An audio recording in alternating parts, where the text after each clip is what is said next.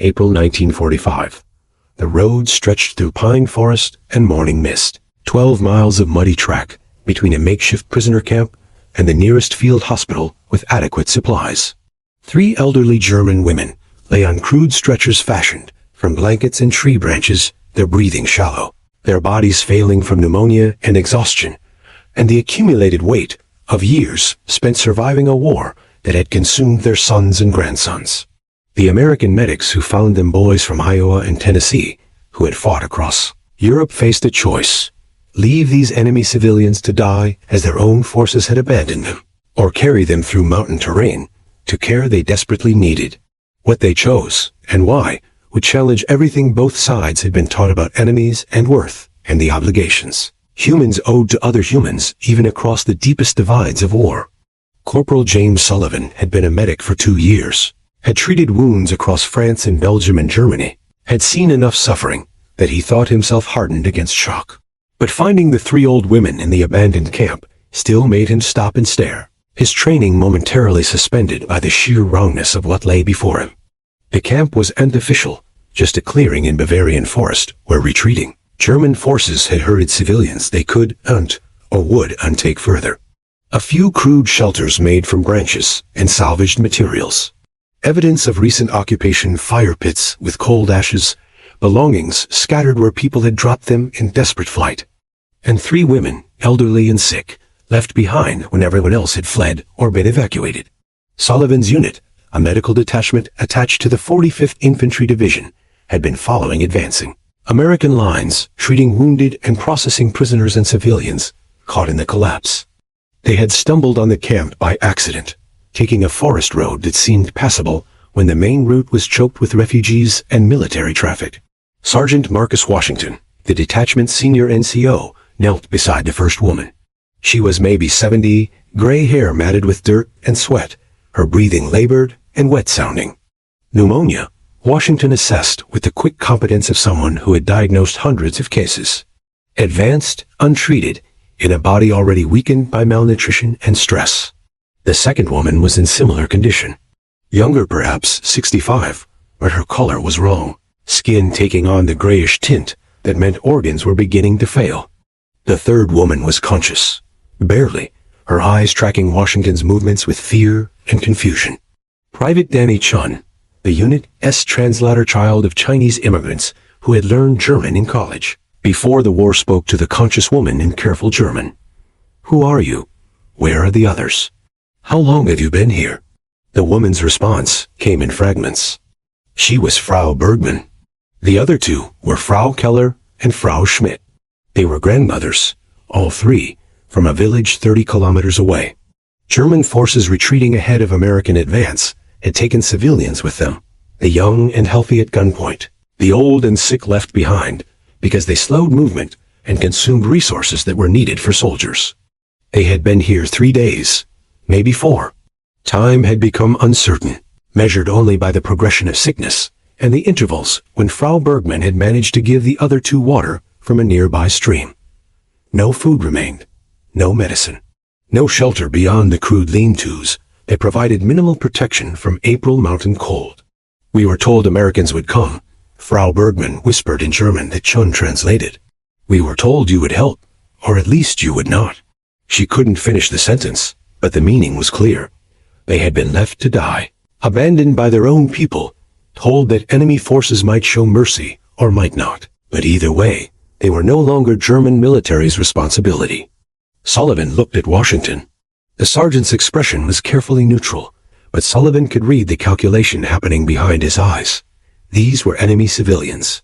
Not combatants, not prisoners of war exactly, but Germans who had presumably supported the regime that American forces had been fighting for years. Military doctrine said to process them, send them to displaced persons camps, let others handle civilian complications. But doctrine assumed civilians could walk, could move under their own power, could survive the journey to proper facilities. These women couldn't walk, would die within days, maybe hours, without medical intervention. The nearest aid station was 12 miles back the way Sullivan's unit had come. 12 miles of mountain road that would be difficult even for healthy soldiers, nearly impossible for patients in critical condition. Washington stood, brushed dirt from his knees, and looked at his unit. 5 medics plus himself. They had supplies for treating combat wounds, bandages, sulfa drugs, morphine, but not for sustained care of critical pneumonia patients. They had a jeep, but the road beyond this point was impassable for vehicles, blocked by fallen trees and shell craters from recent fighting. Lieutenant Morrison, the detachment's commander, had stayed with the jeep a half-mile back where the road deteriorated. Sullivan volunteered to retrieve him, jogged back through forest that still smelled of cordite and disturbed earth, found Morrison checking maps and trying to determine the best route forward. "Sir, we've got a situation," Sullivan began, and explained what they had found. Morrison listened without interrupting, his face showing the same calculation Washington had displayed. He was 24 years old, had been promoted to lieutenant 6 months earlier after his predecessor was killed in Belgium, and carried the weight of command decisions that required choosing between competing moral obligations. "They're civilians?" Morrison asked. "Yes, sir. Elderly. German forces left them behind. Combat-age Germans? Potential combatants? Grandmothers, sir. 70s, maybe 60s. Sick with pneumonia. He'll die without treatment." Morrison was quiet for a long moment. Then, "Can they be moved?" "With stretchers and time, yes, sir. But it's 12 miles to our forward aid station. Rough terrain. We'd need to carry them the whole way."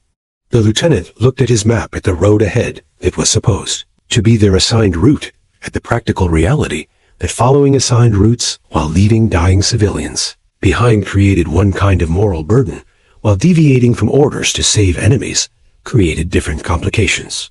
"Show me," Morrison said finally. They walked back to the clearing. Morrison examined the 3 women with clinical detachment, then spoke quietly with Washington about what moving them would require.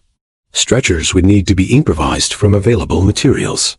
The women would need to be stabilized as much as possible before transport basic treatment for pneumonia, fluids if they could take them, morphine for pain.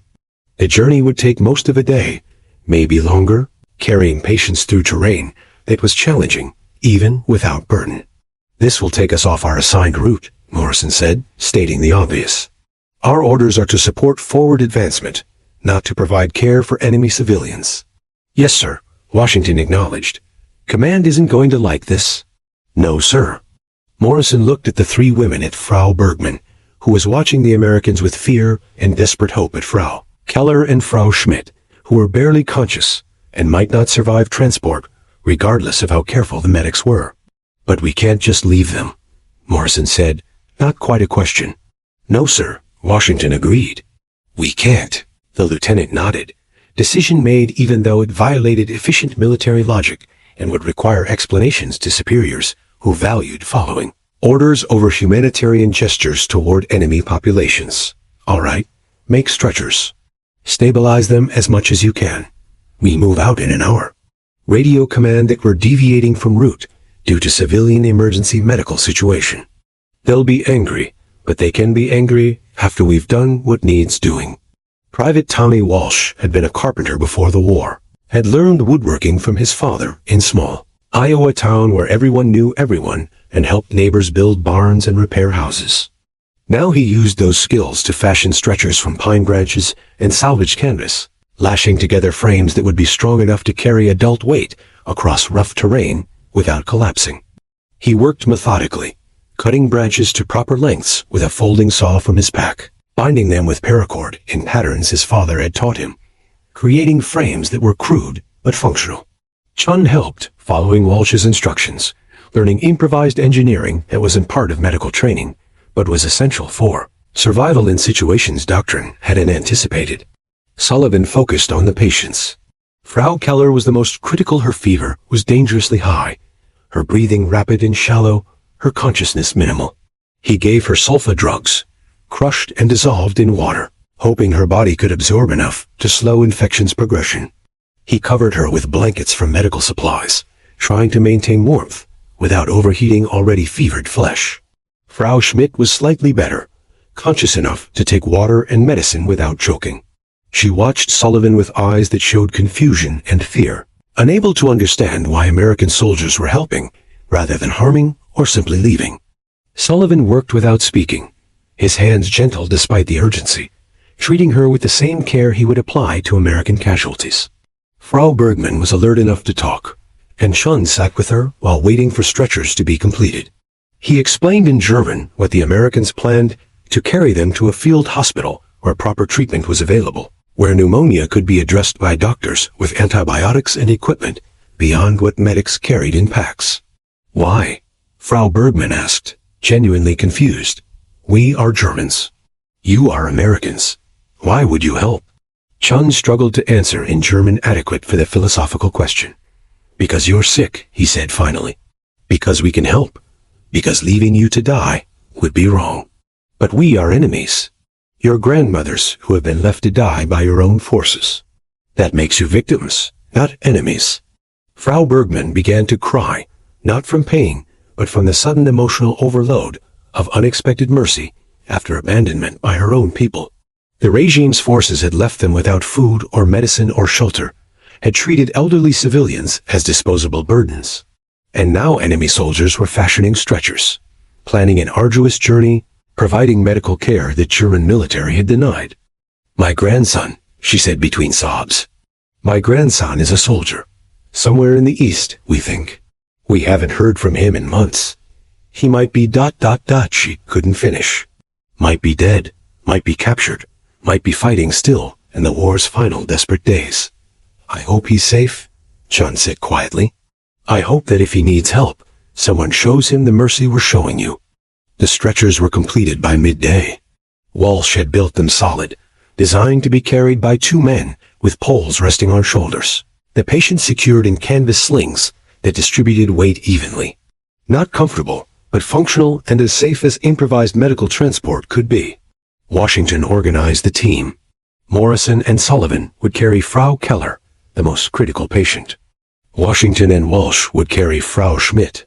Shun and Private Rodriguez would carry Frau Bergman. They would rotate positions every hour, switching between carrying and walking unburdened, sharing the physical burden, so no one exhausted themselves too quickly. The plan was simple. Follow the road back to where the jeep waited, then continue on passable track to the forward aid station 12 miles distant. Take breaks every hour. Monitor patients constantly. If any woman's condition deteriorated critically, administer morphine and make her comfortable, but keep moving because stopping in the forest wouldn't save anyone. Morrison radioed command. We have civilian medical emergency. 3 elderly German females requiring immediate evacuation. We are deviating from assigned route to transport patients to forward aid station. Baker. Estimate arrival 1800 hours. Request approval and medical preparation for pneumonia patients. The response crackled back. Negative en route deviation. Your orders are to advance forward. Civilian casualties are secondary priority. Do not deviate from mission. Morrison looked at his men, at the 3 sick women on stretchers, at the choice between following orders and doing what his conscience said was necessary. Then he keyed the radio again. Respectfully, we cannot leave critical patients to die. We are proceeding with evacuation. Morrison out. He turned off the radio before command could respond further. The men stared at him, understanding that their lieutenant had just defied direct orders, had chosen humanitarian obligation over military discipline, had risked his career and possibly court-martial for 3 elderly German women he had never met before this morning. Let's move, Morrison said quietly. We're burning daylight. The first hour was the hardest because muscles weren't yet warmed and the weight of stretchers felt impossible. Sullivan and Morrison carried Frau Keller, their shoulders aching from poles that seemed to grow heavier with each step. The unconscious woman breathed weightily, each inhalation a struggle, her fever burning through blankets that tried to maintain warmth. The forest path was uneven roots and rocks and mud from recent rain that made footing treacherous. Sullivan concentrated on each step, on placing his boots carefully, on maintaining rhythm with Morrison, so the stretcher stayed level and didn't jostle the patient unnecessarily. Behind them, Washington and Walsh carried Frau Schmidt, then Chung and Rodriguez with Frau Bergman. They walked in silence except for breathing, and the occasional muttered warning about obstacles ahead. The morning was cool, mountain air carrying scents of pine and damp earth, but exertion brought sweat despite temperature. Sullivan felt moisture running down his back, his uniform growing damp beneath his medical pack, his shoulders screaming protest against poles that dug into tissue and bone. At the hour mark, Morrison called halt. They set down stretchers gently, rotated positions, Sullivan moving to help with Frau Schmidt, Walsh taking Morrison's place with Frau Keller. Chun checked patients' conditions, while others drank water and tried to give their shoulders brief relief. Frau Keller's breathing was worse. Shallower, more labored, her color taking on grayish tint that meant oxygen wasn't reaching tissues adequately. Sullivan administered more sulfa drugs, adjusted her blankets, checked her pulse, and found it racing and weak. She might not survive the journey, might not survive another hour, but leaving her would guarantee death, while carrying her at least provided chance. They resumed. Sullivan now walked unburdened for an hour, his job to scout ahead, to find the easiest path through terrain that grew progressively rougher. He called back warnings about deep mud or fallen logs, tried to identify routes that would minimize carrying difficulty. The second hour was worse than the first, because muscles were tiring, and the initial determination was giving way to grinding physical reality. Morrison carried Frau Schmidt, now partnered with Rodriguez, feeling the weight in his shoulders and lower back, fighting the urge to suggest they rest longer than scheduled, because rest meant delay, and delay might mean death for patients who were barely clinging to survival. Walsh carried Frau Bergman with Washington, listening to the conscious woman whisper prayers in German he didn't understand. She was praying for her grandson, Sean translated later, praying that God would protect him and bring him home safely, praying that this war would end before it consumed everyone, praying that the Americans carrying her would be rewarded for mercy shown to someone who had nothing to offer in return except gratitude and prayer. At the 2-hour mark, they reached the jeep. Morrison tried the radio again, despite knowing command would be angry about his disobedience. The response was predictable. Lieutenant Morrison, you are ordered to cease civilian evacuation and return to assigned route immediately. This is a direct order from Colonel Henderson. Acknowledge. Morrison acknowledged, then explained that patients would die if abandoned, that evacuation was humanitarian necessity, that he would accept full responsibility and face whatever consequences command deemed appropriate after patients were delivered to medical care. The radio went silent.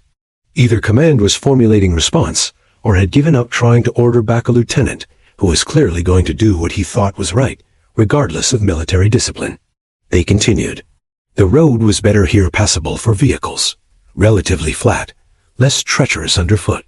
But the distance remained daunting, and the patients were deteriorating. Frau Keller's fever spiked higher. Frau Schmidt became unresponsive.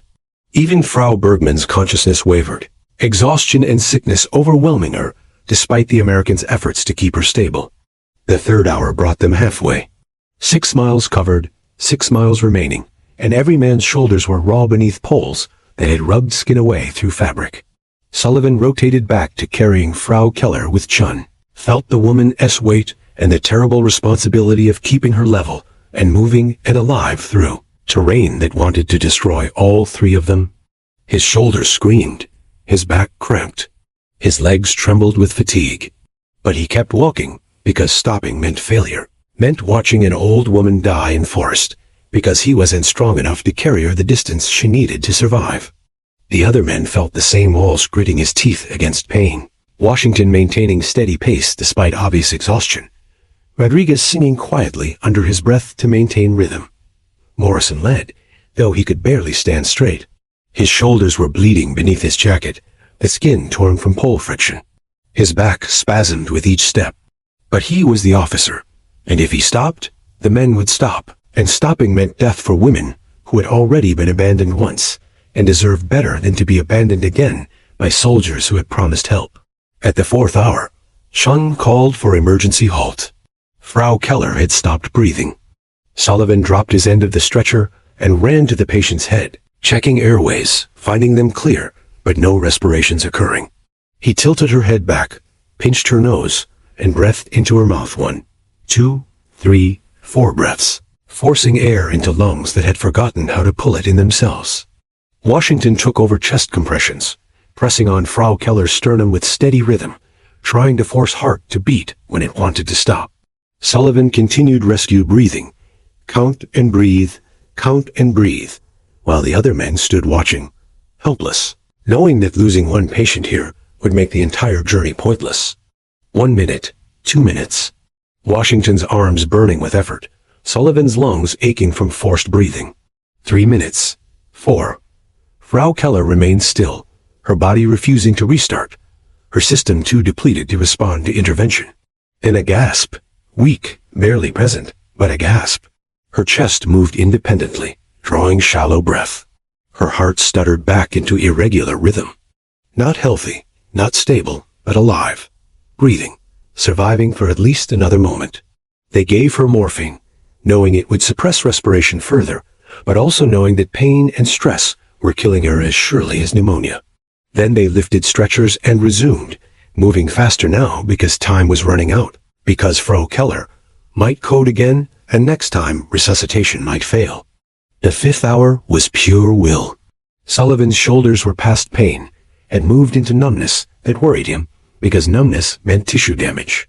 He could feel blood soaking his undershirt where skin had torn, could feel his legs shaking with each step, could feel his body approaching its limits and threatening collapse. But Frau Keller was breathing. That mattered more than personal discomfort. She was breathing because he and Sean were carrying her, because Washington had restarted her heart, because Morrison had defied orders to make this possible. She was alive, and alive meant there was still chance for full recovery if they reached medical care in time. The 6th hour brought them within sight of Forward Aid Station Baker. Tents and vehicles clustered around a farmhouse that had been converted to field hospital. Smoke rising from medical incinerators, the organized chaos of military medicine visible even from distance. Morrison radioed ahead. 3 critical civilian patients, advanced pneumonia, require immediate intensive care. 15 minutes. The response came from the aid station's commanding physician. We're ready for them. Bring them straight to the main tent. The final mile was the longest. Sullivan's vision narrowed, his focus reducing to just the path ahead and the pole on his shoulder, and the woman whose life depended on him maintaining strength for 15 more minutes. His legs moved automatically, muscle memory overriding conscious thought, training and determination, carrying him forward when body wanted to quit. They reached the aid station as sun touched western horizon. 12 miles completed in 8 hours. 3 elderly German women delivered alive to medical care that might save them. Doctors and nurses swarmed the stretchers, assessing patients rapidly, calling for antibiotics and oxygen and 4 fluids, working with practiced efficiency to stabilize women who had been dying in forest 12 hours earlier. Morrison collapsed against a tent pole, his shoulders seizing in cramps that made him cry out despite attempts to maintain officer dignity. Sullivan sat on the ground, unable to stand, feeling his body shake with exhaustion and delayed stress. Washington pulled off his jacket and found his shoulders bleeding, fabric stuck to torn skin, the evidence of what carrying humans for 12 miles had cost. The commanding physician, Major Hawkins, gray-haired and competent, examined the arrivals, then sought out Morrison. Who authorized this evacuation? He asked, not hostile, but genuinely curious. I did, Morrison replied, against orders. Command wanted us to leave them. Hawkins nodded slowly. Their own forces abandoned them? Yes, sir.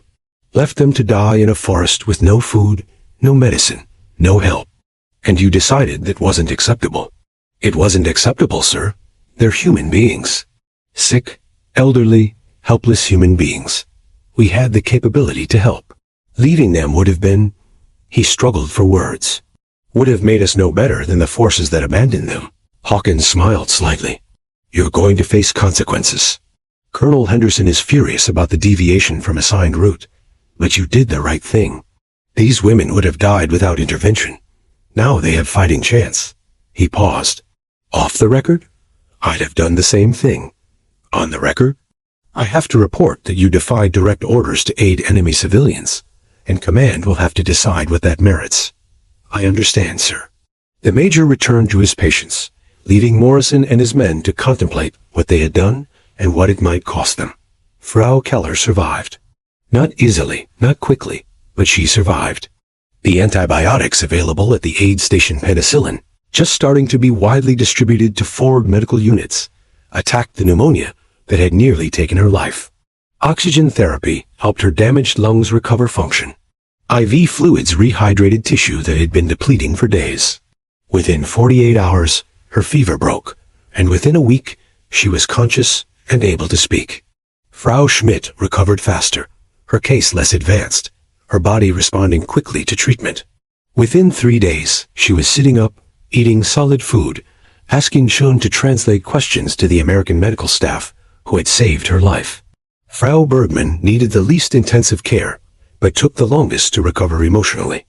She kept asking why the Americans had helped, couldn't reconcile enemy soldiers, carrying her 12 miles with the propaganda that had promised American forces would show no mercy to German civilians.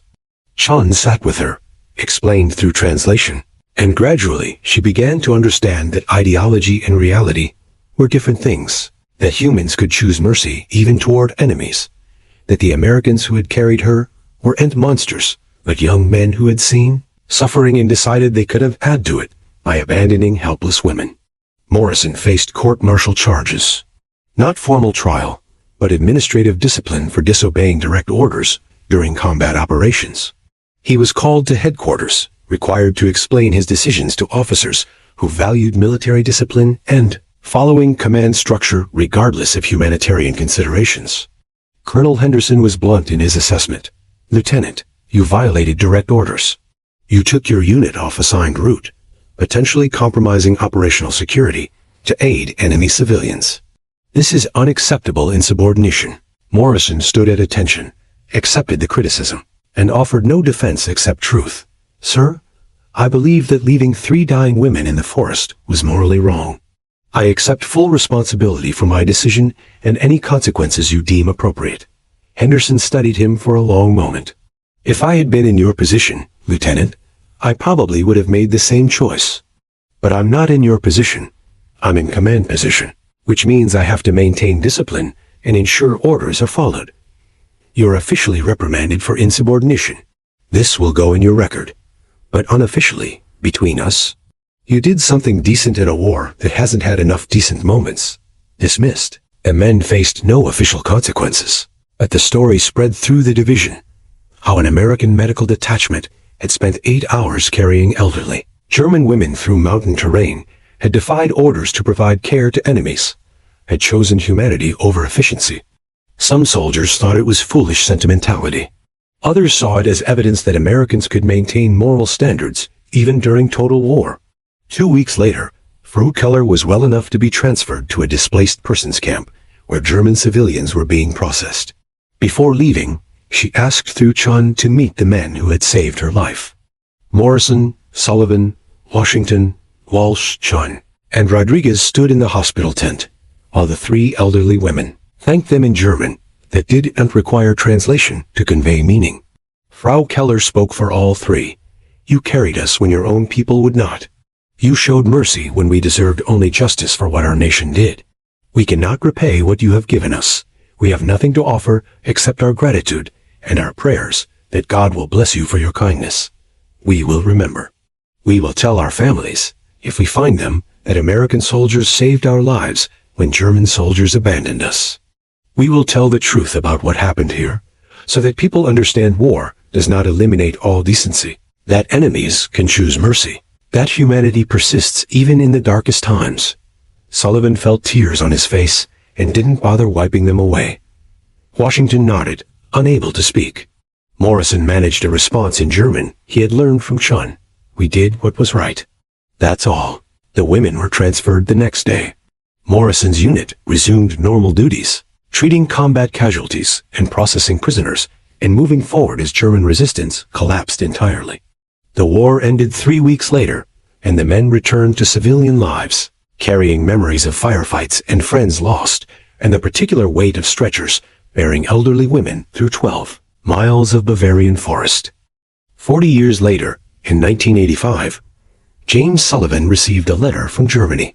It came through channels that had tracked him down through veterans organizations and military records, had followed connections across 4 decades to find the medic who had helped carry an elderly German woman to safety.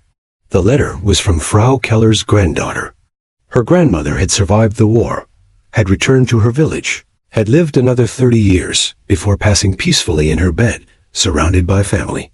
Before her death, she had told her story countless times, about being abandoned by German forces, about American soldiers who had defied orders to save enemy civilians, about being carried through mountains by young men who had shown mercy when mercy was not required or expected. "My grandmother never forgot," the granddaughter wrote in careful English. "She taught us that hatred is a choice, that enemies can become saviors, that the Americans who won the war also showed humanity in their victory. She wanted you to know that your kindness affected not just her, but all of us, her children and grandchildren, who exist because you chose to carry an old woman instead of leaving her to die. We owe you our existence, and we wanted you to know that your mercy multiplied across generations." Sullivan sat in his Iowa living room, the letter in hands that were now old themselves, and cried for the woman he had helped carry for the war that had required such choices for the unexpected grace of knowing that his decision to help an enemy had rippled forward through decades and touched lives he would never meet. He wrote back, told Frau Keller's granddaughter that he had only done what seemed right, that the real heroes were the women who had survived, despite abandonment, that he hoped Germany had rebuilt into something better than the regime that had caused such suffering. The correspondence continued for years, letters crossing the Atlantic, building connection between families that had once been enemies, but were united by one moment of mercy in a Bavarian forest. Marcus Washington kept the photograph. Someone had taken it at the aid station Morrison, and his men standing with the 3 German women they had saved, all of them exhausted but alive. Washington had it framed, hung it in his home in Tennessee, and when grandchildren asked about the war, he told them this story. Not about battles or victory, but about carrying elderly enemies to safety, about choosing humanity over hatred, about the truth that real strength is measured in mercy, shown to those who cannot reciprocate. Thomas Morrison's official record showed the reprimand for insubordination alongside his service, medals and commendations. When he applied for post-war jobs, some employers asked about the reprimand. Morrison always explained honestly. He had disobeyed orders to save dying women, and he would make the same choice again. Most employers respected that. The ones who didn't work people he wanted to work for anyway. The story became part of division lore, told and retold, sometimes exaggerated in ways that made the journey longer, or the danger greater, or the women's gratitude more dramatic. But the core remained true. In April 1945, 6 American medics had carried 3 elderly German women 12 miles through mountain terrain, had defied orders and risked their careers, had chosen mercy toward enemies who had been abandoned by their own people. Later historians would note the incident as representative of how American forces approached occupation, not with systematic vengeance, but with attempts to maintain humanity despite legitimate anger about the regime's crimes. The story appeared in books about post-war reconstruction, in studies of military medical ethics, in examinations of how moral choices are made under extreme conditions. But for the men who had lived it, the story was simpler. They had found 3 dying women. They had the capability to help. They had carried them to safety. Everything else the orders defied, the consequences faced, the decades of remembrance flowed from that basic choice to see enemies as humans worthy of mercy. Sullivan kept a photograph too, different from Washington's. In his, Frau Keller was conscious, smiling weakly from her hospital bed, her hand reaching toward the camera in gesture of thanks.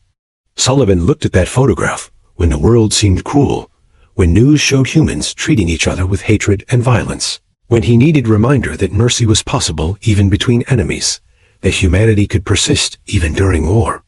The choice they had made, to carry rather than abandon, to help rather than leave, to choose mercy over efficiency, hadn't won any battles or changed strategic outcomes.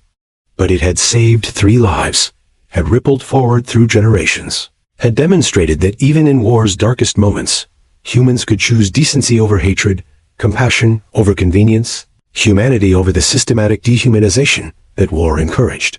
12 miles through Bavarian forest, 8 hours of carrying, 3 elderly German women delivered alive to medical care. It was a small moment in an enormous war, barely noteworthy in the grand scope of history. But it mattered to those women, to their families, to the men who had made the choice to help, and to everyone who would hear the story and understand that mercy, given to enemies who cannot reciprocate, is perhaps the truest measure of human worth.